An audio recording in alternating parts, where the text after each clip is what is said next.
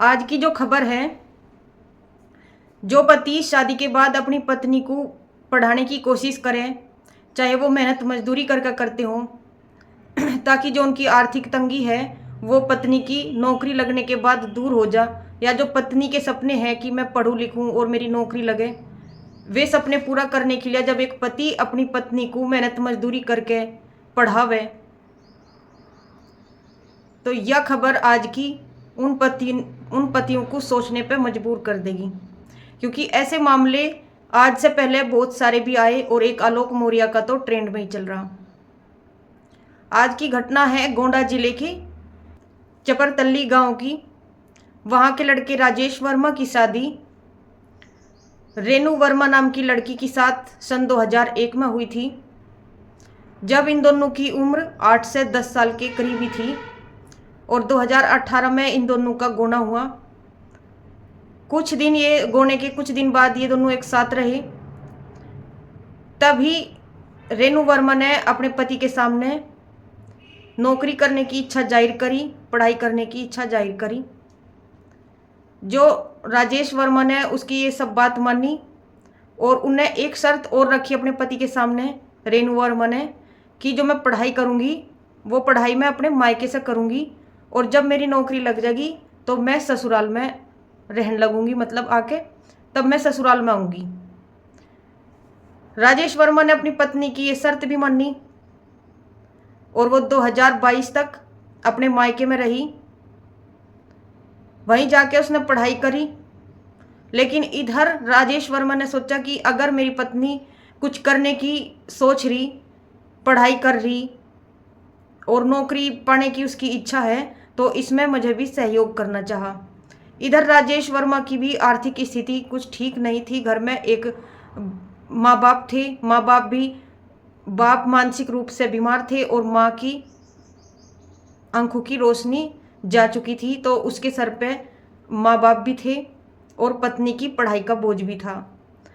तो राजेश वर्मा ने पंजाब जाके अपनी पत्नी की पढ़ाई के लिए मेहनत मजदूरी करी, वहाँ से कुछ पैसे कमा के लाया।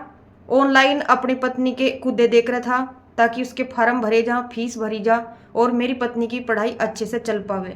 उसकी पत्नी अपने मायके में रह के पढ़ाई पूरी कर रही थी अपनी। राजेश वर्मा ने कभी 20,000 रुपये भेजे, कभी 15,000 रुपये भेजे, कभी 60,000 रुपये भेजे। और जब रेनू वर्मा ने पहली बार पढ़ाई करना शुरू करा और फार्म भरा अपना, तो उसने राजेश वर्मा ने जो शादी में पायल दी गई थी राजेश वर्मा के परिवार की तरफ से, वे पायल बेच के और तब पढ़ाई शुरू करवाई थी। घर में इतने भी पैसे नहीं थे ताकि उसकी पढ़ाई शुरू करी जा सके। तो कुछ इस तरह राजेश वर्मा ने अपनी पत्नी की पढ़ाई का खर्चा चलाया, मेहनत मजदूरी करके और कुछ अपना जेवर बेच के ऐसे पढ़ाई का खर्चा चलवाया। इधर जब रेनू वर्मा की पढ़ाई पूरी होगी तो उसकी गोंडा में ही किसी हॉस्पिटल में नर्स के तौर पे नौकरी लगी और वहीं अपना वह कमरा लेकर रहने लगी। लेकिन अब उनका आरोप है राजेश वर्मा का। राजेश वर्मा ने अपनी पत्नी से कहा कि तू मेरे घर से ही नौकरी कर ले, दोनों साथ में रहेंगे, सब कुछ अच्छा रहेगा, क्योंकि मैं अपने माँ बाप को छोड़ के आ नहीं सकता, मेरे माँ बाप बीमार है। लेकिन रेनू वर्मा का कहना है, राजेश वर्मा की पत्नी का, कि या तो अपने माँ बाप को छोड़ के मेरे पास आ, और नहीं तो इस समझौते के लिए मुझे 10 लाख रुपए दे। मैं तेरे साथ रहना बिल्कुल भी पसंद नहीं करती। नौकरी लगने के बाद की बात है ये। मतलब रेनू वर्मा का कहना है कि अगर तुझे मेरे साथ रहना है तो वहीं गांव में ही अपने माँ बाप को छोड़कर मेरे पास आ, और अगर तुझे अपने माँ बाप के पास रहना है तो मुझे 10 लाख रुपए दे समझौते के लिए। और जब राजेश वर्मा ने अपने ससुराल वालों से यानी कि लड़की के माँ बाप से बात करने की कोशिश करी, तो उन्होंने भी यही कहा कि अपने माँ बाप को छोड़ के मेरी लड़की के पास रहो, नहीं तो समझौते के लिए 10 लाख रुपए दे। रेनू वर्मा का कहना है कि तुझे ही मेरे पास रहना पड़ेगा, अकेले को, अपने माँ बाप को गांव में छोड़ के, मैं अपने ससुराल बिल्कुल नहीं जानेगी। जिसने पढ़ाई से पहले ये वादा करा था कि जब तक मेरी पढ़ाई चल रही तब तक मैं मायके में रहूँगी और जब मेरी नौकरी लग जाएगी तो मैं अपनी ससुराल के वहाँ से ही नौकरी करूँगी और आप सबके साथ वहीं रहूँगी, जो उसने अपना वादा नौकरी लगने पे बिल्कुल तोड़ दिया और अपने पति राजेश वर्मा को एक अच्छा खासा धोखा दिया। अब राजेश वर्मा बहुत ज़्यादा परेशान हैं क्योंकि वो अपने बूढ़े और बीमार माँ बाप को छोड़ के अपनी पत्नी के पास नहीं जा सकता बिल्कुल भी, और पत्नी ससुराल में आने को बिल्कुल भी तैयार नहीं है। तो इन दोनों का मामला महिला थाना अध्यक्ष के पास विचाराधीन चल रहा। दोनों अब अपने पक्ष की बात कर रहे। तो यही था इनका पूरा मामला और आगे पता चलेगा कि किसके पक्ष में फैसला गया, राजेश वर्मा के या रेणु वर्मा के।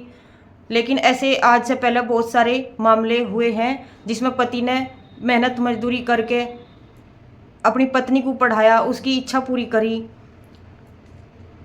और सोचा कि आगे पत्नी की नौकरी लग जाएगी तो सब कुछ ठीक हो जाएगा, सब आर्थिक तंगी दूर हो जाएगी। लेकिन वैसा कुछ भी नहीं होता। लास्ट में पत्नी उन्हें धोखा दे ही दे।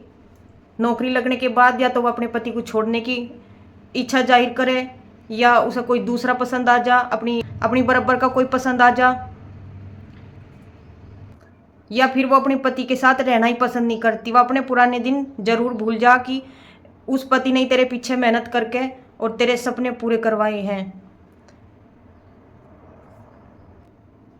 तो आप सभी की क्या राय है इस पूरे मामले पे? आप सभी अपनी राय कमेंट बॉक्स में जरूर देना और ऐसी ही रियल क्राइम न्यूज़ से अपडेट पाने के लिए हमारे चैनल को लाइक शेयर एंड सब्सक्राइब जरूर कर लें।